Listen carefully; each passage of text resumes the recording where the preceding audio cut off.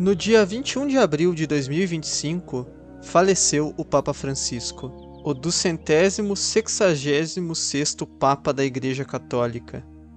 Esse título existe há quase 2000 anos, e ao longo desse tempo foi palco de inúmeras histórias, desde episódios gloriosos e a vida de grandes mártires, até escândalos, casos de corrupção e eventos absolutamente bizarros. Apesar de tudo, a figura do Papa continua sendo uma das mais influentes do mundo, resistindo à queda de impérios, a guerras e às mais diversas adversidades. É um título que atravessou séculos e que ainda sobrevive em pleno século XXI. No vídeo de hoje, quero te apresentar alguns dos casos mais estranhos, curiosos e obscuros envolvendo o papado, histórias que muito provavelmente você nunca ouviu falar. Vamos juntos nessa jornada para conhecer melhor os últimos monarcas absolutistas da Europa. Este é o Iceberg dos Papas.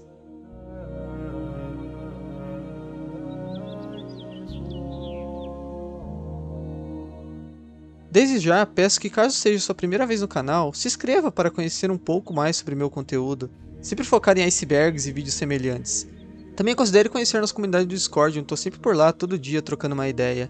E claro, se possível, já deixe seu like aí que vai ajudar mais pessoas a conhecerem os meus vídeos. Sem mais delongas, vamos para o vídeo.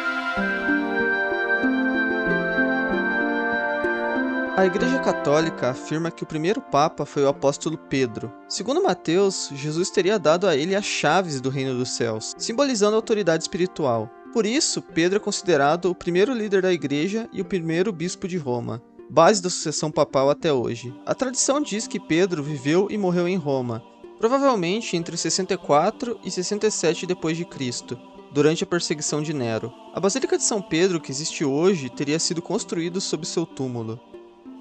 Nos primeiros séculos, o termo Papa era usado de forma geralmente para bispos importantes, mas a partir do século V ele foi reservado exclusivamente ao bispo de Roma, com autoridade sobre toda a Igreja do Ocidente. A estrutura atual do papado levou tempo para se formar. Os primeiros registros sobre os bispos de Roma são do século II em diante. O primado de Roma se fortaleceu com o tempo, sobretudo a partir do século IV. Para a história, Pedro foi um líder crucial do cristianismo primitivo, cuja importância pode ser interpretada até os dias de hoje. Independente disso, em ambas as visões, sua figura é central para entender a origem do papado.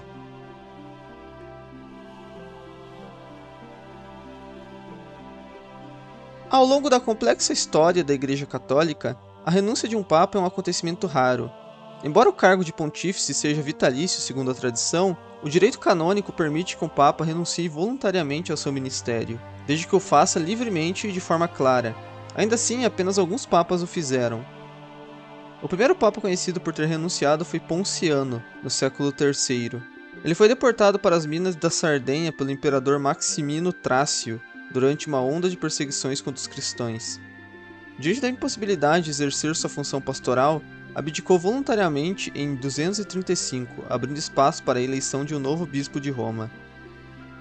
O próximo foi Bento IX, que é uma das figuras mais turbulentas do papado. Ele ocupou o cargo em 3 períodos distintos entre 1032 e 1048, sendo conhecido por sua juventude, comportamento escandaloso e envolvimento político. Em 1045 renunciou após acertar dinheiro para ceder o cargo a seu padrinho João Graciano, que se tornou o Papa Gregório VI. A transação gerou um enorme escândalo e contribuiu para uma crise na igreja. O próprio Gregório VI, que sucedeu Bento IX, também renunciou, mas em circunstâncias diferentes. Apesar de suas intenções reformistas, sua eleição foi manchada pela suspeita de compra de cargo. Ele então renunciou para restaurar a integridade da igreja. Já Celestino V é talvez o caso mais simbólico e citado quando se fala em renúncia papal. Ele era um eremita e homem de profunda espiritualidade. Foi eleito papa aos 85 anos, quase contra sua vontade. Sentindo-se incapaz de lidar com os assuntos políticos e administrativos da igreja, renunciou após apenas 5 meses de pontificado. Sua renúncia foi aceita e registrada formalmente. Dante Alighieri, na Divina Comédia, o critica indiretamente como o autor da grande recusa, embora outros interpretem com mais compaixão sua decisão. Além disso, há o caso mais recente, amplamente conhecido, que é o do Papa Bento XVI, que renunciou em 2013, tornando-se assim o primeiro Papa a deixar voluntariamente o cargo em mais de 600 anos. Em sua declaração oficial, ele afirmou que sua saúde física e mental já não permitia que continuasse exercendo sua função. A renúncia foi concebida com surpresa em todo o mundo e abriu caminho para a eleição do Papa Francisco.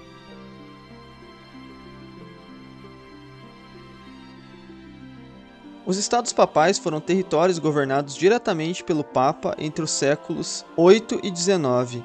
Localizados principalmente no centro da Itália, tudo começou em 754, com a doação de Pepino, o rei dos francos. Sim, o famoso Pepino Breve. Eu não tô zoando não, esse era o nome dele mesmo. Que fama para ficar na história, né, meus amigos?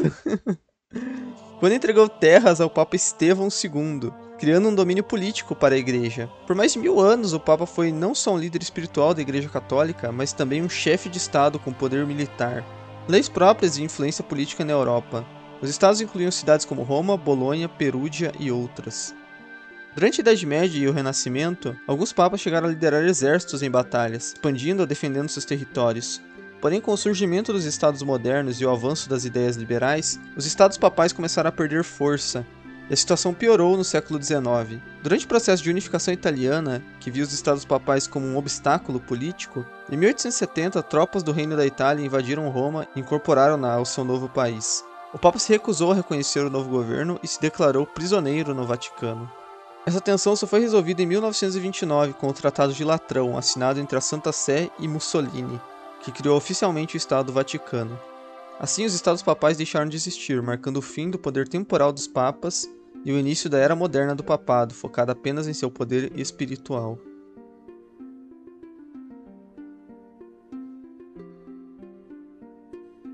Embora o Papa seja um símbolo de paz, alguns pontífices, como visto, tiveram ligações diretas com guerras e estratégias militares. Conhecido como o Papa Guerreiro, o Papa Júlio II liderou tropas em campo usando armadura para reconquistar territórios perdidos dos estados papais, pois queria proteger o poder da igreja frente às potências da época. Além disso, fica também a curiosidade que ele foi o Papa que iniciou a construção da atual Basílica de São Pedro. Já Inocêncio II não foi soldado, mas enfrentou forte conflito com o antipapa Anacleto II. E calma, eu já vou explicar o que é antipapa. Para poder manter seu poder, ele fez alianças e usou forças militares. Um exemplo de como o papado era, naquela época, também um cargo político e militarizado. O Papa Leão I, o Magno, enfrentou Átila, o rei dos Hunos, desarmado. O encontro histórico fez Átila recuar de Roma, mesmo sem armas. Agiu como líder militar em tempos de crise, usando autoridade moral e diplomacia. Isso aqui não tem nada, nem tanto a ver, com exército, coisa assim, mas eu quis deixar no vídeo porque, sei lá, essa é uma das minhas histórias favoritas. É uma das minhas histórias favoritas da história. Acho que deu pra entender. Já Pio II convocou uma cruzada contra os turcos que haviam tomado Constantinopla. Tentou liderar pessoalmente a missão, mesmo doente e idoso, mas faleceu antes de partir.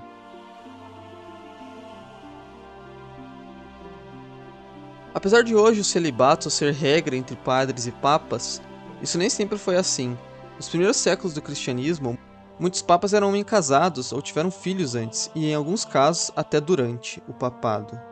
A norma do celibato só se tornou oficial e obrigatória a partir do século XI, com o Concílio de Latrão.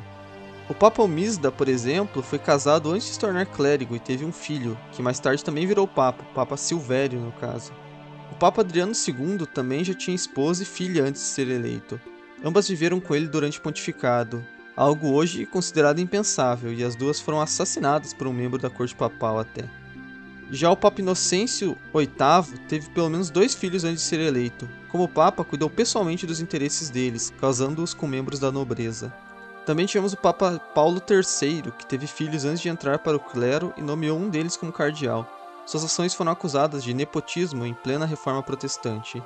E além de todos esses, quem também teve filhos foi o Papa Alexandre VI, que também é conhecido como o Papa dos Borgias, né? Porém, esse eu vou deixar para falar um pouco mais num tópico específico.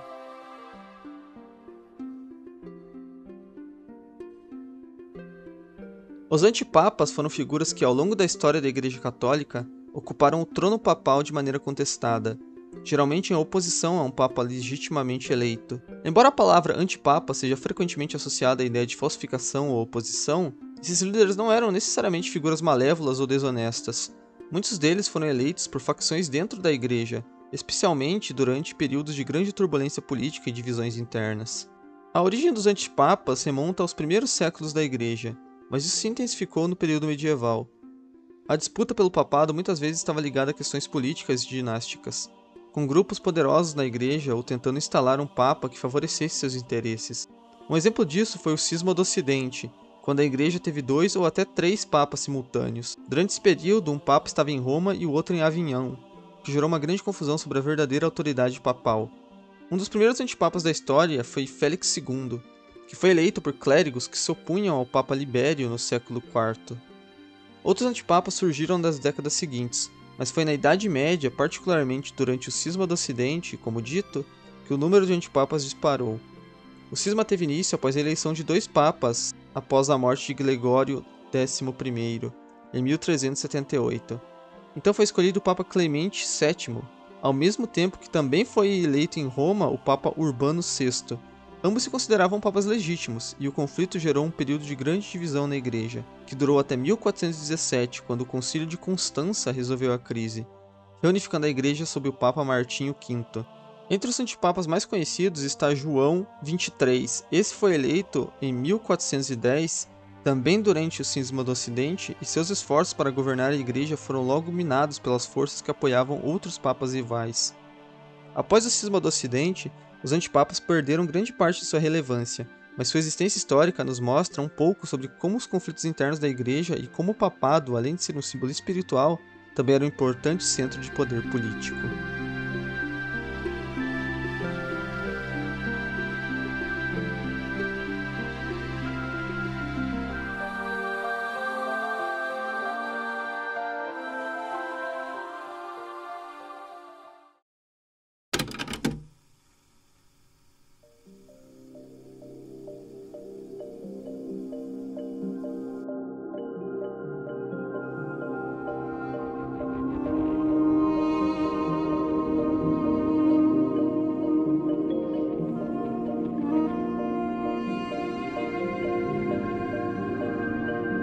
O Papa João XII é uma das figuras mais polêmicas da história do papado.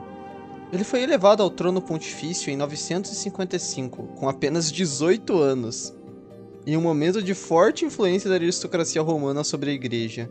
Sua ascensão foi resultado direto da influência de seu pai, Albérico II de Spoleto, que dominava Roma politicamente e buscava consolidar o poder de sua dinastia também na esfera religiosa. João XII ficou marcado por um pontificado envolto em escândalos morais, acusações de corrupção, violência e alianças políticas instáveis. Por exemplo, ele foi acusado de transformar o Palácio de Latrão em uma casa da luz vermelha, por assim dizer, né? Cometendo adultérios, blasfêmias e atos de crueldade. Muitos desses relatos, embora exagerados ou influenciados por interesses políticos, reforçaram a imagem de um papa que pouco se preocupava com a espiritualidade e a conduta moral esperada de seu cargo. Ele também coroou Otão I como imperador do Sacro Império Romano Germânico em 962, renovando assim a aliança entre o papado e o império. Porém, a relação entre os dois rapidamente se deteriorou, e João tentou conspirar contra o imperador, mas foi descoberto. Então foi deposto por um sínodo convocado pelo próprio Otão em 963. Mesmo após a deposição e a nomeação de um novo papa, Leão VIII, João XII conseguiu retornar brevemente ao poder no ano seguinte. Sua morte também é cercada de mistério. Segundo algumas fontes, ele teria morrido em 964 por um derrame enquanto cometia adultério. O que é estranho, porque ele era muito jovem, né? Não faz muito sentido, né? Enfim. Embora os detalhes sejam incertos e muitas vezes fantasiosos, essa narrativa ajudou a consolidar a péssima fama de João XII como um dos papas mais controversos da história.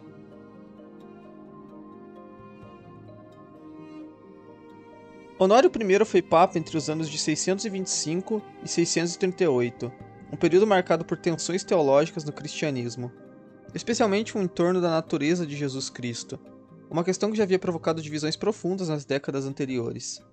Embora seu pontificado tenha sido em grande parte administrativo e pacífico, Honório ficou marcado na história por uma condenação póstuma por heresia, um dos episódios mais raros e controversos da história da Igreja.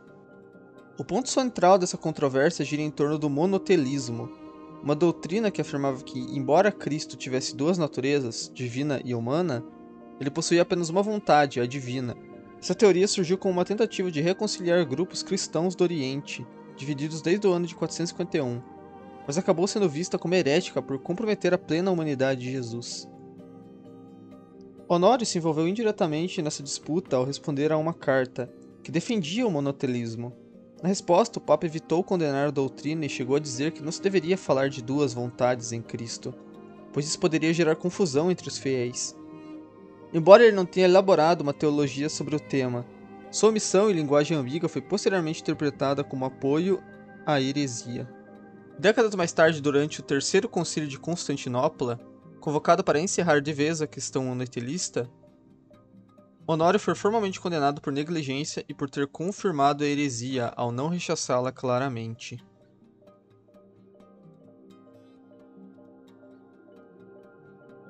O Papa Inocêncio IX teve um reinado extremamente curto, apenas de 2 meses, entre outubro e dezembro do ano de 1591, e por isso não deixou um legado substancial na história da Igreja. No entanto, há um rumor persistente e curioso que cerca seu nome, o de que ele costumava sair disfarçado pelas ruas de Roma durante a noite. De acordo com alguns relatos, Inocêncio IX, ainda enquanto cardeal Giovanni, aliás, um belo nome, tinha o hábito de circular incógnito pelas ruas da cidade para observar diretamente as condições de vida da população, fiscalizar a moralidade pública e descobrir abusos cometidos por autoridades ou membros do clero. Supostamente ele se vestia com roupas simples ou até trajes de camponês para não ser reconhecido, caminhando entre tavernas, mercados e vielas. É importante dizer que não há provas documentais sólidas que confirmem essas histórias como fatos históricos. Muitos estudiosos consideram essas narrativas como parte do folclore romano, uma tradição que misturava crítica social e até sátira. Existe uma ideia de que o Papa Leão X, entre aspas, não acreditava em Deus. Essa é uma afirmação que circula principalmente em fontes críticas da Igreja Católica, mas ela carece de confirmação histórica sólida. A origem mais famosa dessa acusação vem de uma frase que foi atribuída a ele: "Quanto lucro nos tem dado essa fábula de Cristo?" No entanto, os historiadores sérios ainda debatem a veracidade dessa citação. Muitos acreditam que se trata de uma invenção posterior, criada por adversários da Igreja, especialmente durante a Reforma Protestante. Leão X era membro de uma das famílias mais poderosas da Itália renascentista, os Médici. Educado nas artes, filosofia e teologia, ele se tornou cardeal ainda jovem e, eventualmente, papa. Seu papado foi marcado por excesso, nespotismo e a famosa venda de indulgências, que escandalizou muitos fiéis e acabou sendo uma das faíscas que motivaram Martinho Lutero a iniciar a Reforma Protestante. Embora fosse um papa mais interessado em arte, política e humanismo do que espiritualidade profunda, não há provas documentais de que Leão X fosse ateu ou herege.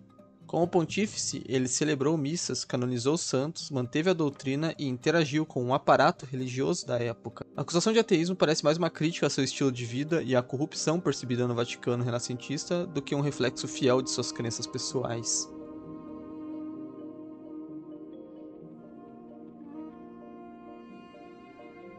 O caso de Hipólito de Roma é um dos episódios mais intrigantes do papado, tanto por sua singularidade quanto pelas complexidades teológicas e políticas envolvidas. Hipólito viveu entre os séculos II e III e é considerado ao mesmo tempo o primeiro antipapa da história e, paradoxalmente, um santo venerado pela própria Igreja Católica, o que é estranho, né? Hipólito era um importante teólogo e sacerdote romano, era respeitado por seus escritos e seu rigor doutrinário. No entanto, ele entrou em conflito direto com o Papa Calixto I, acusando-o de heresia e de adotar uma postura branda demais em relação aos pecadores arrependidos, especialmente os que haviam cometido adultério. Para Hipólito, tal tolerância colocava em risco a pureza da fé cristã. Esse desacordo levou Hipólito a romper com a autoridade oficial da igreja e se declarar bispo legítimo de Roma em oposição a Calixto, tornando-se assim o primeiro antipapa da história. A disputa não terminou com a morte de Calixto, pois Hipólito continuou sua oposição aos sucessores ao trono papal, mantendo uma comunidade cismática por anos. Contudo, seu destino mudou durante a perseguição do imperador romano Trácio por volta do ano 235. Tanto ele quanto o então Papa Ponciano foram presos e enviados juntos para trabalhos forçados nas minas da Sardenha. E sim, é aquele mesmo Ponciano que eu citei lá no começo do vídeo. Foi nesse contexto de sofrimento comum que os dois homens se reconciliaram.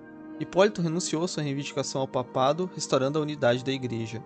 Após sua morte, ele foi venerado como mártir e mais tarde canonizado, algo extremamente raro para alguém que havia sido, em vida, considerado um opositor direto do Papa legítimo.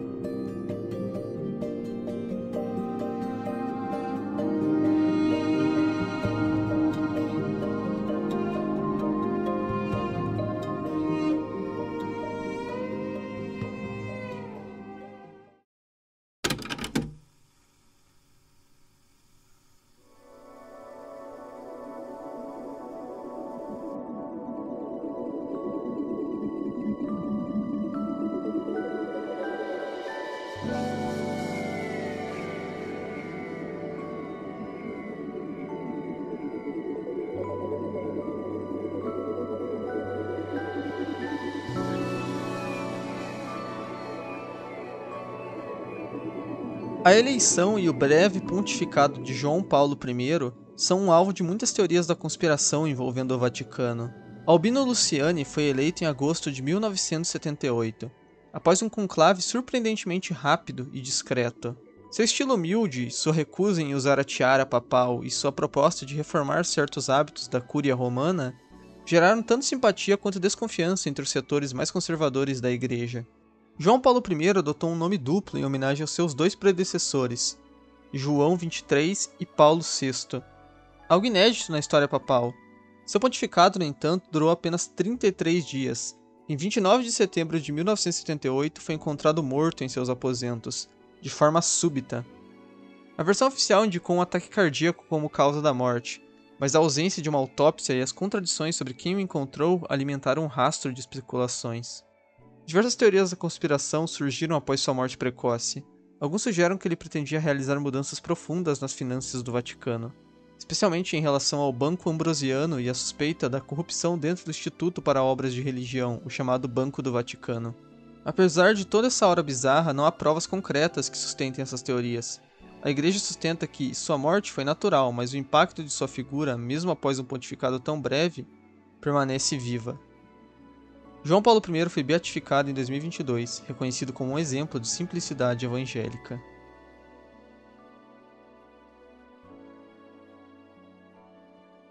O atentado contra o Papa João Paulo II, ocorrido em 13 de maio de 1971, é outro episódio marcante do século XX envolvendo o Vaticano. Naquela tarde, enquanto cumprimentava fiéis na Praça de São Pedro, o pontífice foi atingido por 4 tiros disparados pelo terrorista turco Mehmed Ali. Os tiros acertaram o abdômen, a mão e o braço do Papa, que ficou gravemente ferido e precisou de uma cirurgia de mais de 5 horas para sobreviver. O atentado chocou o mundo e levantou inúmeras questões sobre quem estaria por trás do ataque. Ali foi preso imediatamente e, embora tenha confessado o crime, deu versões contraditórias sobre suas motivações.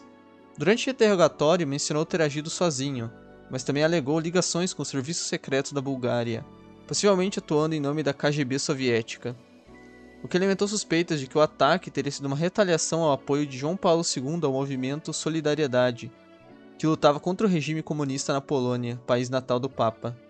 Apesar das investigações de diversas teorias geopolíticas, nenhuma conexão internacional foi comprovada de forma conclusiva. O episódio, no entanto, contribuiu para reforçar a imagem de João Paulo II como um líder resiliente e determinado. 2 anos após o atentado, em um gesto amplamente divulgado, o Papa visitou Ali na prisão e o perdoou pessoalmente, demonstrando seu compromisso com a misericórdia cristã. O atentado deixou marcas profundas, tanto físicas quanto simbólicas.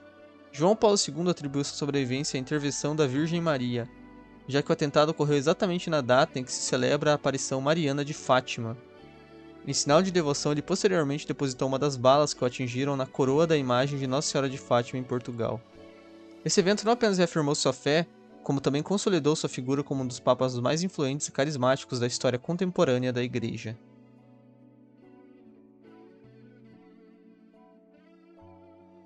No início do século XIX, a Igreja Católica enfrentou um dos episódios mais humilhantes de sua história: o aprisionamento do Papa Pio VII por Napoleão Bonaparte. Eleito em 1800, Pio VII buscava restaurar a influência da Igreja após a Revolução Francesa. Assim, assinou um documento com Napoleão em 1801, tentando garantir algum equilíbrio entre os poderes, mas logo esse equilíbrio ruiria. Em 1804, durante a coroação de Napoleão como imperador, o Papa foi forçado a assistir enquanto o próprio Bonaparte colocava a coroa em sua cabeça, recusando-se de ser coroado por ele. Um gesto que deixava claro quem realmente mandava.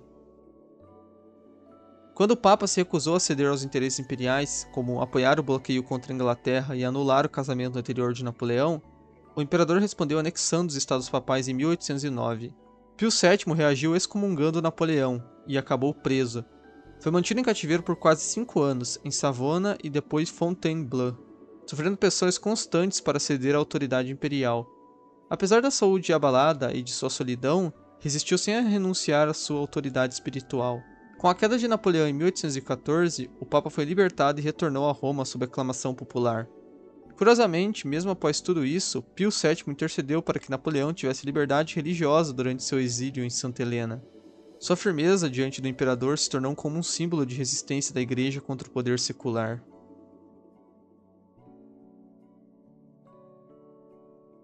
Alexandre VI, nascido Rodrigo Borgia, é um dos papas mais polêmicos da história da Igreja Católica.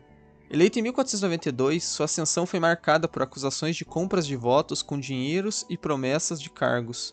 Seu papado simbolizou o auge da corrupção no Vaticano renascentista.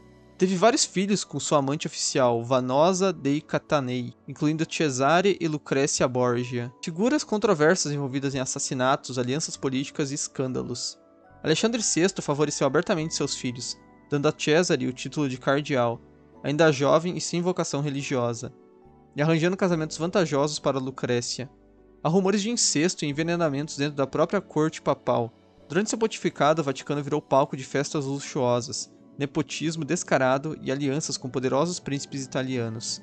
O episódio mais infame foi o Banquete das Castanhas, uma orgia envolvendo cortesões e prostitutas dos aposentos papais. Embora alguns historiadores debatam a veracidade do evento, ele se tornou símbolo do moralismo decadente do período. Alexandre VI também manipulou disputas territoriais em favor da Espanha, como no Tratado de Tordesilhas, influenciando diretamente a divisão do Novo Mundo. Sua morte em 1503 foi envolta em suspeitas de envenenamento, possivelmente acidental, enquanto ele e Cesare tentavam assassinar outro cardeal. Seu papado foi tão escandaloso que se tornou exemplo dos excessos que provocam, pouco tempo depois, a Reforma Protestante. Mesmo hoje, seu nome é sinônimo de corrupção, luxúria e abuso de poder na Igreja.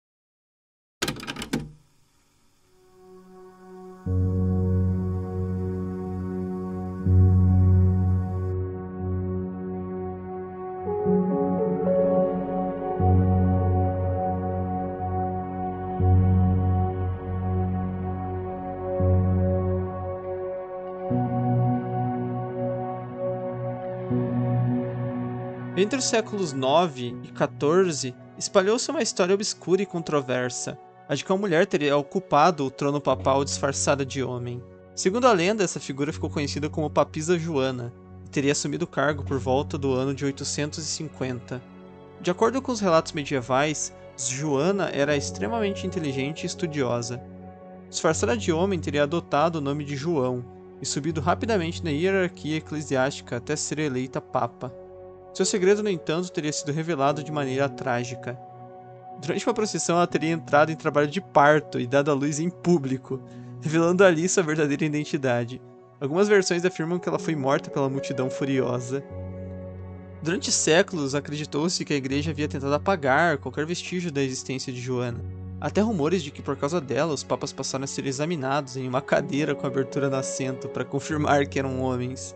Hoje, claro, a maioria dos historiadores considera a história da papisa Joana como uma lenda, né, gente? Surgida como uma sátira política ou crítica à corrupção e ao acesso de poder da igreja medieval. Ainda assim, a ideia de uma mulher ter enganado o Vaticano e ocupado seu cargo mais sagrado permanece viva como um dos maiores mitos do cristianismo. E, aliás, né, gente, como que não tem um filme sobre isso, né? Eu realmente não sei. Se tiver, deixa nos comentários. Isso é um insert, não tava no roteiro.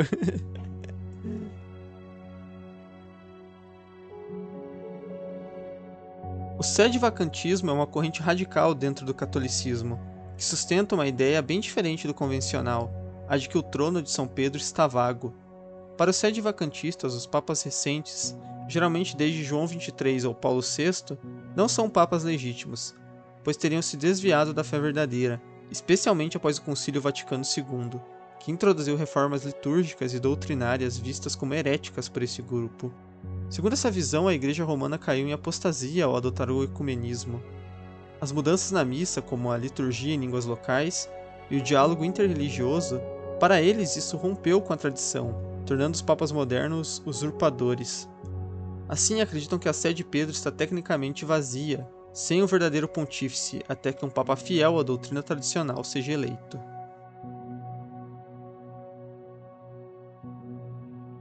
Em 2002, o padre François Brunet revelou ao mundo uma teoria surpreendente, a de que o Vaticano teria em seu poder uma máquina do tempo chamada cronovisor, criada nos anos 1950 por um grupo de cientistas liderados pelo monge beneditino Pellegrino Ernetti. Entre os colaboradores estariam nomes como o cientista Enrico Fermi e Wernher von Braun, do foguete que foi para a Lua. Segundo Ernetti, o cronovisor funcionava captando as ondas eletromagnéticas que todos os acontecimentos e sons do passado teriam deixado registrados no universo. Com isso seria possível sintonizar cenas da história, como se fossem transmissões gravadas. Ele afirmava ter visto, entre outras coisas, a destruição de Sodoma e Gomorra, a morte de Cícero e até a crucificação de Jesus. A existência da máquina teria sido considerada perigosa demais para ser divulgada. Por isso, o Vaticano a teria desmontado e mantido em segredo absoluto. Nunca foram apresentadas provas concretas, e a única suposta foto obtida pelo cronovisor de Jesus na cruz foi desmascarada como sendo uma réplica artística. Ainda assim, a história circula até hoje entre teóricos da conspiração, sugerindo que o Vaticano detém tecnologia capaz de alterar completamente nossa compreensão do tempo, da história e da fé. A pergunta que eu faço é se tem alguém que realmente acredita nessas coisas, né? Porque, tipo assim, se o Vaticano... Por que o Vaticano escolheria uma coisa dessa? Tipo, não seria a melhor coisa pra atrair fiéis da história, né? Basicamente você mostrar uma transmissão da época mostrando Jesus, né? Vai entender.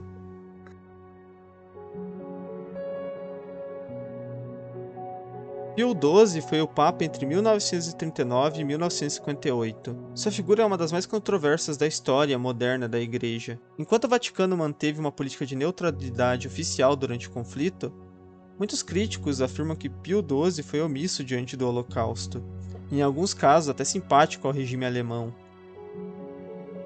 Antes mesmo de ser eleito Papa, Pacelli, que era o nome original de Pio, serviu como diplomata da Santa Sé na Alemanha e assinou em 1933 um acordo entre o Vaticano e o regime do austríaco, que alguns consideram uma forma precoce de legitimação da Alemanha.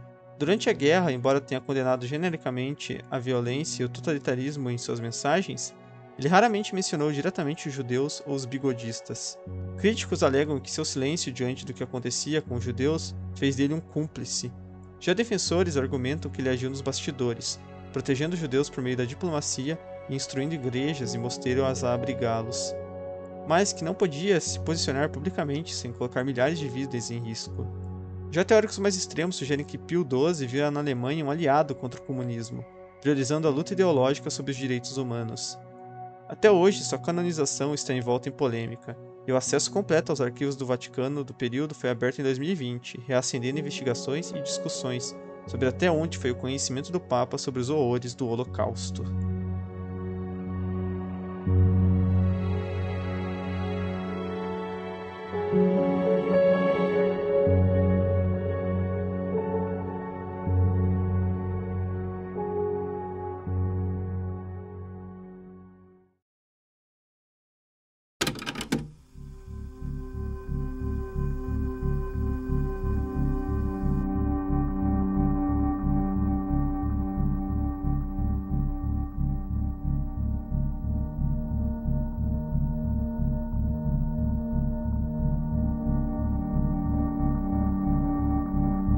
Um dos casos mais sombrios da história da Igreja Católica aconteceu no ano de 897, em Roma. O chamado Sínodo do Cadáver. Esse episódio envolveu literalmente o julgamento de um cadáver, o corpo do Papa Formoso, morto meses antes. Tudo começou com intrigas políticas. Durante sua vida, Formoso teve muitos inimigos, especialmente ligados à disputa entre facções romanas e ao poder imperial. Seu sucessor, o Papa Estevão VI, aliado de seus rivais, decidiu condená-lo mesmo após a morte. Para isso, ordenou que o cadáver de Formoso fosse desenterrado e levado ao Palácio Papal para ser julgado em um tribunal oficial. Vestido com as vestes papais, o corpo podre foi colocado num trono, e um diácono foi encarregado de representar o falecido. A cena era bizarra. Enquanto os juízes gritavam acusações como usurpação e ambição indevida, o cadáver apodrecido ficava sentado, imóvel, e não conseguiu se defender das acusações e foi condenado. Por que será, né? Assim, Formoso foi considerado culpado. Suas ordens sacerdotais foram inválidas e seus 3 dedos da bênção foram cortados. E o corpo jogado no rio Tibre. Mas esse espetáculo macabro causou tamanha revolta que logo Estevão VI foi preso e acabou morrendo estrangulado na prisão. O corpo de Formoso foi recuperado por fiéis e mais tarde reenterrado com honra. Anos depois, outro papa anulou o julgamento, mas a história fica para sempre.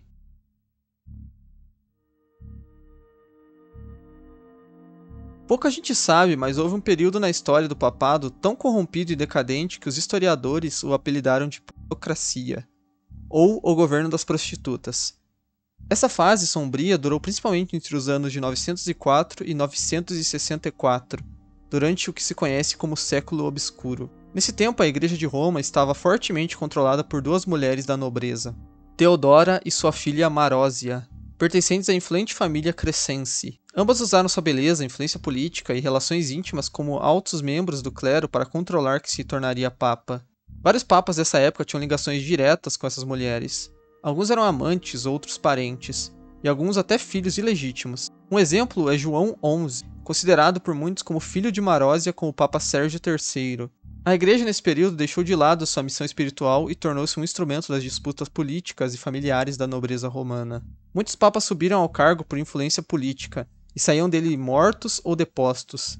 O escândalo foi tamanho que o papado nesse período teve perda de credibilidade diante da cristandade. A Papocracia representa o auge da corrupção no papado medieval, uma fase em que o poder espiritual era apenas fachada para jogos de poder e luxúria.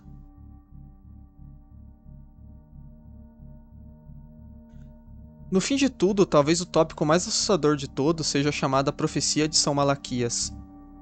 Uma lista de frases misteriosas atribuídas ao arcebispo irlandês Malaquias, do século XII. Segundo a lenda, após uma visão de Roma, ele teria escrito 112 lemas latinos descrevendo um por um todos os papas futuros, até o último. Cada lema é enigmático, mas muitos acreditam que se encaixam surpreendentemente bem com os papas históricos. Referências a brasões, locais de nascimento e até mesmo aspectos de sua personalidade e ações. Os defensores da profecia apontam, por exemplo, que o lema para João Paulo II era De Laboris Solis, do trabalho do sol, e ele nasceu e morreu em eclipses solares. O mais inquietante vem agora. Segundo a lista, o Papa atual seria o último. O lema diz: durante a última perseguição da Santa Igreja Romana, reinará Pedro, o Romano, que apacentará seu rebanho entre muitas tribulações, após os quais a cidade das 7 colinas será destruída, e o juiz terrível julgará o povo. O novo Papa não se chama Pedro, Mas muitos veem esse Pedro romano como um símbolo, um eco do primeiro Papa, fechando o ciclo. Provavelmente essa profecia é falsa e foi forjada no século XVI, mas mesmo assim permanece no imaginário coletivo como um dos presságios mais sinistros da história da Igreja.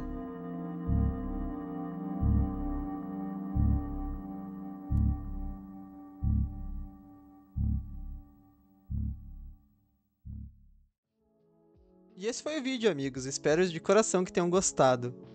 O mais legal de tudo isso é a gente ver por tudo que a igreja já passou, né? E ainda assim ela existe até hoje, né, gente? Se você é fiel da Igreja Católica, eu peço por favor que você não fique bravo comigo. Afinal, os erros dos homens não são os erros de Deus, né? Enfim, espero que tenham curtido o vídeo. Se sim, gente, deixa o like pra dar aquela força e fazer esse conteúdo chegar a mais pessoas, tá bom? E se inscreve no canal pra não perder nenhum vídeo novo. Também dê uma chance ao meu outro canal, onde possui um conteúdo muito mais próximo com vocês. Além de entrar na nossa comunidade do Discord, que seria muito legal da sua parte e a gente podia trocar uma ideia, tá bom? Enfim, fiquem na paz, amigos. Tamo junto. É nóis.